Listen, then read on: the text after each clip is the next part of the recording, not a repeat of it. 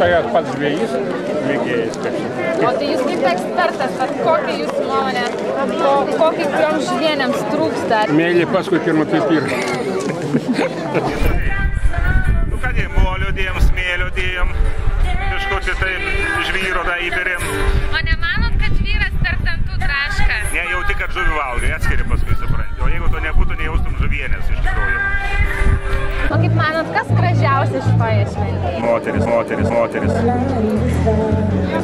Žuvienės paslaptis nieko nepagailėti. Daryti iš širdies ir visko dėti. Pradedant nuo galvos iki uodegos. Iš savo žuvienės, kur vyrė mūsų komanda, negavau nei paragauti, nei lėkštės. Dabar už gerą interviu dar kartą.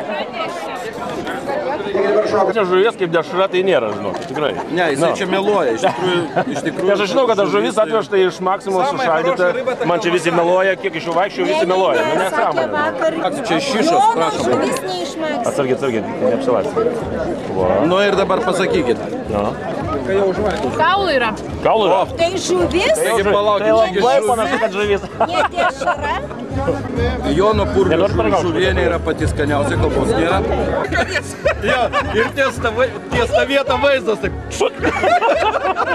Nes jau iki nesąmonė tokių Reiškia pašnekinti kaubojus. Tai kaubojus pašnekinti. Tai starkės sultis gerai.